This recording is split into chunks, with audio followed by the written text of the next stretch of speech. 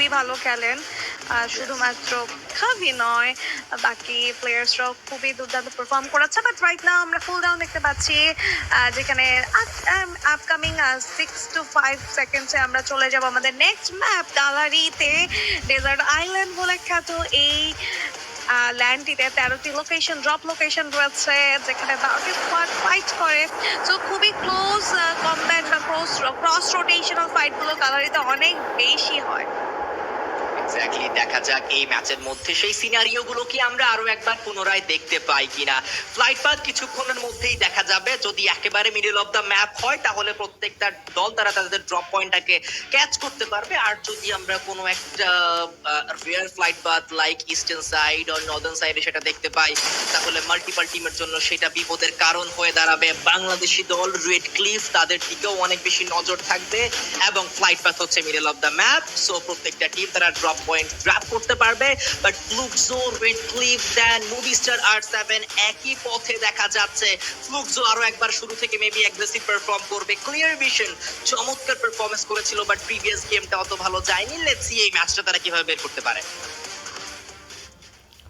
একদম আর্লিতেই drop clash কনফাইনমেন্টে obviously এটা একটা ক্রুশাল ফাইট হবে। নোভা লিজেন্ড যারা অলরেডি একটা থিন লাইনের মধ্যে রয়েছে গ্র্যান্ড ফাইনাল থেকে ছিটকে পড়ার, সো অবভিয়াসলি তারা এই জায়গাটিতে নিজেদের সেরা গেম প্লে বের করার চেষ্টা করবে। বাট ড্রপ লোকেশন ফাইটগুলোতে রিসোর্সেস এবং আর্মারের যে ঘাটতিটা সেটাই সব থেকে বড় ব্যারিয়ার। আমি বলবো যে সামনে কোন টিম আছে সেটার থেকেও বেশি। অন্যদিকে আর কেউ তারাও জয়েন করবে এই ফাইটে। ট্যালেন্ট অলরেডি ডাউন করে ফেলেছে প্লাজমা দিয়ে। মুফাসাকে পেছন থেকে ব্যাকস্ট্যাব, মুফাসা অনেকটা লো ডজ করেছেন, বাট হাউ লং টাইমটা না ড্রপ হবে এই জায়গাটিতে। এই চিনজিয়ার রয়েছে শর্ট রেঞ্জে, জাপ কষ্টম ফাইটে পয়েন্ট ব্ল্যাক পয়েন্টে চার্জ করছে, দুটো প্লেয়ারকে ডাউন করতে হবে মুফাসা। Dragon থেকে Mufasa double elimination, and right now Dabch on the way, but already Mufasa কিলগুলো কনফার্ম করেছে। Mufasa আর একটি নকডাউন বের করেছেন। খাবির এই জায়গাটিতে খুব ভালো একটা সাপোর্ট ছিল, and দুটো প্লেয়ার মিলে আর কিউকে একটা অলমোস্ট ডাউন। তিনটে প্লেয়ার এই জায়গাটাতে ছিল and তিনজনই কিন্তু wiped out, and I think Nova Legion এই যাত্রায় বেঁচে গিয়েছেন হেভির এই ট্রাশ থেকে।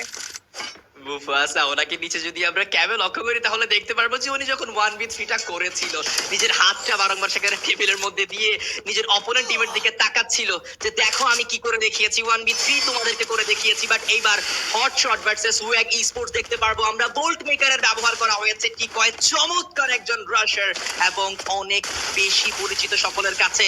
দেখা যাক এই মুহূর্তে হট শটের সামনে উনি কিভাবে মোকাবেলা করে। ওয়াগের বাকি প্লেয়াররাও প্রায় ক্লোজ রেঞ্জে চলে এসেছে।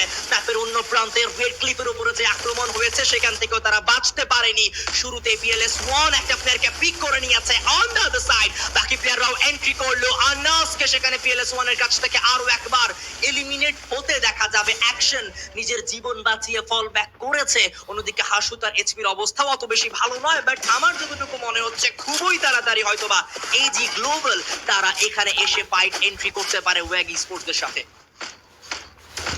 একদম WAG অলরেডি তারা তাদের ক্যালকুলেটেড মুভ অ্যান্ড স্ট্র্যাটেজি দিয়ে আজকের দিনে বেশ দুর্দান্ত কিছু মুভস, এলিমিনেশন অ্যান্ড পারফেক্ট কিছু ম্যাচেস বের করেছে।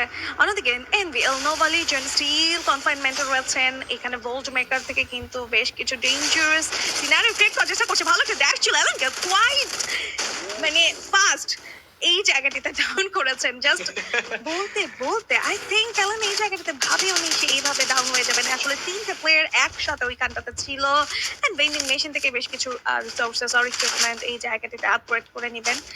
গ্রাপলিং গান কিনে নিয়েছেন খাভি, টার্গেটেড হতে পারে। ওয়াচ আউট, শেভাজ একদম অগ্রে থাকবেন সামনের দিকে তাকিয়ে। ওকে, এই shot it was quite easy for শেভাজ। নক করেছেন, স্পট করেছেন, নক করেছেন, অ্যান্ড ওভার। নোভা লিজিয়ন এই মোমেন্টামে পিছিয়ে এই মুহূর্তে পতন ঘটলেই পুরো পিছিয়ে যাবে নিজেদের স্বপ্ন দেখে খেলতে হবে। Nova legion versus clear vision and ইভোস তারা এইখানে থার্ড পার্টি অ্যাটাকের জন্য তৈরি।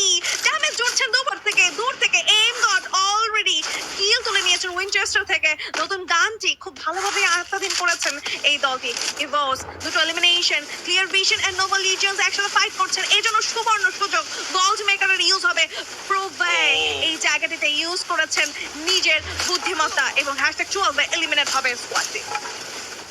নোভা লিজিয়ান নিজেদের স্বপ্ন কি চুরমার হয়ে গেল কিনা সেটাই হচ্ছে প্রশ্ন, কারণ এই ম্যাচে উপরের দিকে উঠে যাওয়ার সম্ভাবনা ছিল সব থেকে বেশি। ইভোস ডিভাইন তারা আসলো, সামনে থাকা টিমটাকে এলিমিনেট করলো এবং স্বপ্নকে পুরোপুরি ভাবে চুরমার করে দিল। বাট এবার ক্লিয়ার ভিশন, দেখা যাক তারা কি ভালো একটা টক্কর দিতে পারবে কিনা ইভোস ডিভাইনদেরকে। ইউনুসকে সেখানে আমরা দেখতে পাচ্ছি এবং তার সাথে 1v1 ব্যাটল হচ্ছে। এইম বটের নক বের করা পসিবল কিনা, but aim bot says no, knock দিয়ে দেওয়া হবে। তাকেও কিন্তু সেখানে নকটা করে ফেলা হবে। স্টেভিয়ের ব্যবহারটা করেছিল, ভেবেছিল যে উপর থেকে grenade or something like that এরকম কিছু একটা আসতে পারে, বাট সেইটা পুরোপুরি ভাবেই ভুল ধারণা ছিল তার। পেছন থেকে সে তার কিলটা কনফার্ম করে নেওয়া হয়েছে। দেখুন নুসরাত আপু, এই ম্যাচে কিন্তু ইভোস ডিভাইন অনেক বেশি অ্যাগ্রেসিভ খেলছে। প্রত্যেকটা বার যখন একটা দলকে এলিমিনেট করছে, ফিনিশ করছে, ইনস্ট্যান্টলি লঞ্চ প্যাড ব্যবহার করে রোটেট করে অন্য প্রান্তে চলে যাচ্ছে আরো একটা টিমের সাথে ফাইট ইনিশিয়েট করার জন্য। একদম, এবং এই মোমেন্টে হিভোস কোসিল অলরেডি কনসাইনমেন্ট থেকে সান্তা কার্ডিনাতে মুভ করে ফেলেছেন খুবই আর্লি। যেহেতু সার্কেলের মধ্যে রয়েছেন স্টিল, তারা কিন্তু খুব আর্লি রোটেট করছেন এবং মেবি এই জায়গাটাতে শারিনকে চেক করছেন। এইম গড আবারও কিন্তু ইউজ করছে গ্র্যাপলিং গানের, এন্ড শারিন তার বেস্ট ট্রাই করছে এখান থেকে বেরিয়ে যাওয়ার। ওকে, ক্লোরও ব্যবহার হয়ে গিয়েছে, শারিন স্পটেড এন্ড উৎপকার নিয়ে তিনি তৈরি। একটা হিট শট যদি বসাতে পারে তাহলে কিন্তু থামাতে পারবে এইম গডকে, বাট একটা ডিফেন্স এই জায়গাতে ব্যবহার করবেন। গ্লোয়াল ডিপ্লয় করেছেন, শর্ট রেঞ্জে যাবেন, ড্যামেজ প্রোভাইড করেছেন একদম লো শারিন। I guess this is it, and yes একটা পারফেক্ট কোয়াড্রা এলিমিনেশনের ব্যাপারটা নিজের জন্য করে নিলেন। অন্যদিকে ফ্লুক্সো এগেইনস্ট আর7 জেলা রয়েছেন একসাথে। MT7 বুজিন রাশ করছেন, একা ফেসে গিয়েছেন। MT7 কে স্পট করেছেন, ড্যামেজ দেওয়ার চেষ্টা চলছে। জেলা এই জায়গাটিতে খুব ভালোভাবে ডজ করছেন, একের পর এক প্লেয়ারদেরকে একা ঘোরাচ্ছেন এই জায়গাটিতে। ওকে, MT7 নাকি ববস কে নিবে এলিমিনেশন? ওকে, বুজিন সেই হাই, এন্ড আমি বলছিলাম যে is it MT7 R Bob's? বুজিন এখান থেকে জাস্ট কিলটা স্টিল করলেন। কোয়াড্রা এলিমিনেশন আর নিজের টিমমেট প্রক7 কে অলরেডি হিল করে ফেলেছেন। পারফেক্ট কিছু রিদম মেইনটেইন করছে ফ্লুক্সো। এক্স্যাক্টলি, থার্ড প্লেসে কিন্তু এই মুহূর্তে আমরা দেখতে পাচ্ছি যে ফ্লুক্সো তারা কিন্তু ইতিমধ্যে পৌঁছে গিয়েছে এবং ফোর্থ প্লেস থেকে নিচে নেমে এসেছে মুভি স্টার আর7। তারা ফোর্থে ছিল, এখন তারা ফিফথে রয়েছে। একে একে কিন্তু নিজেদের পজিশনটা আরো নিচের দিকে নেমে যাচ্ছে মুভি স্টার আর7 দের জন্য, বাট তাদের কোয়ালিফিকেশন প্রায় নিশ্চিত এবং এই মুহূর্তে ইভোস ডিভাইন পুরো ম্যাপ প্রায় ঘুরে ফেলেছে এই দলটা।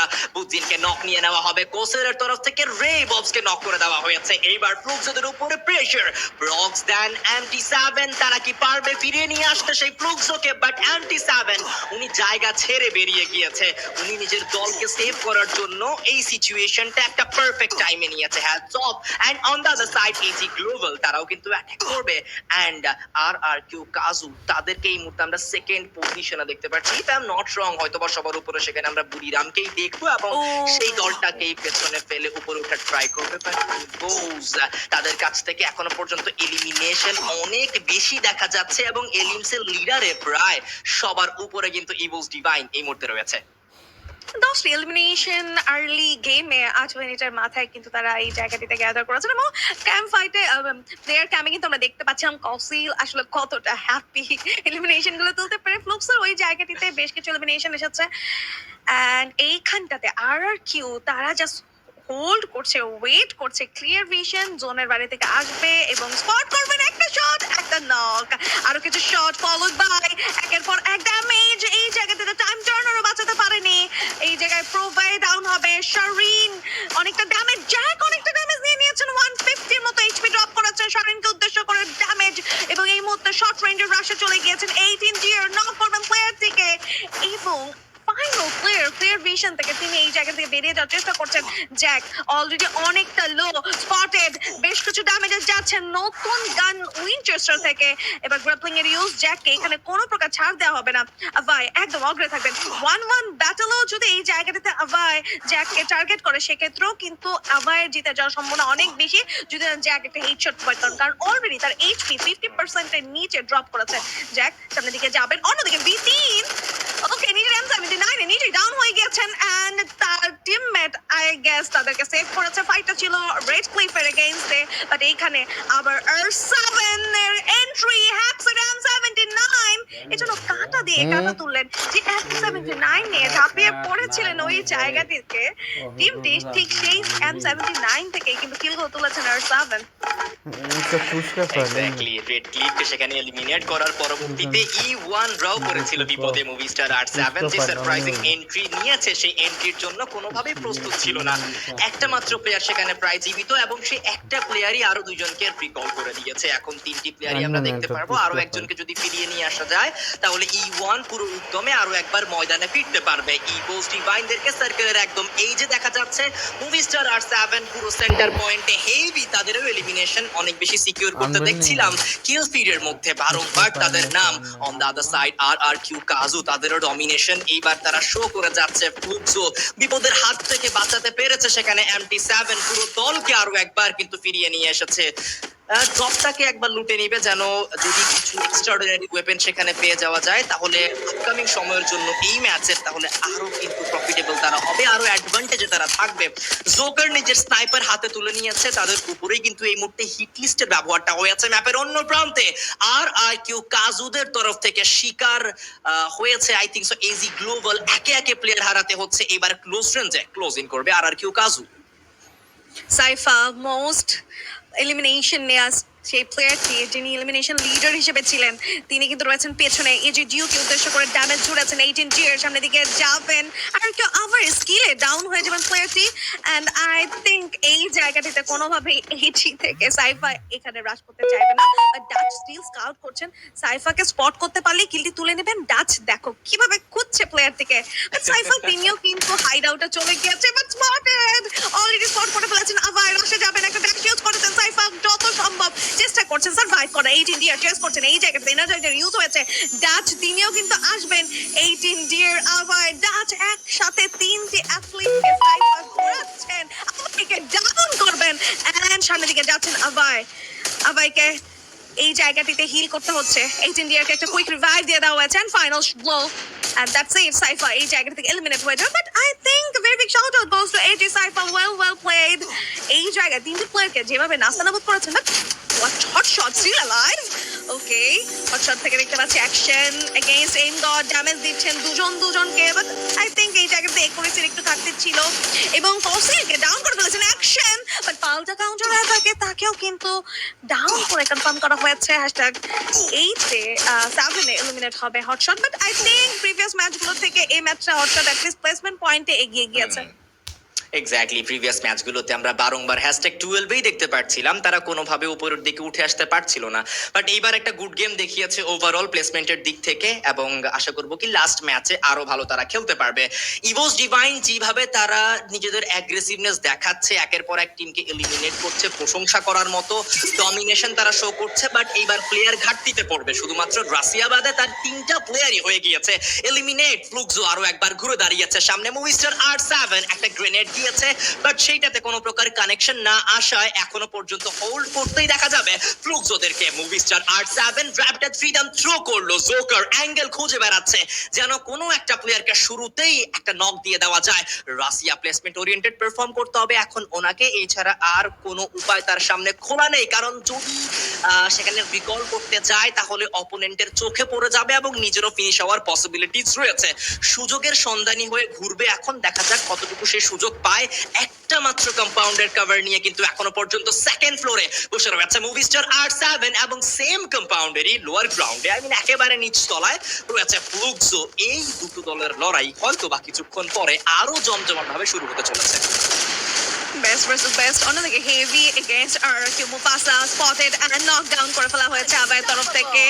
আবাই লিজেন্ডারি সিকিউর করবেন 18 ডিয়ার, আবাইকে একটা কিল করবেন। ফ্লুক্সো ভার্সেস R7 যে ফাইটের জন্য অপেক্ষা করছিলাম, একটা ফ্ল্যাশ ফেজে ব্যাক টু ব্যাক তিনটে প্লেয়ার নক, শর্ট রেঞ্জে অ্যাপিয়ার হওয়ার জন্য গ্লোয়াল ব্রেক করছেন।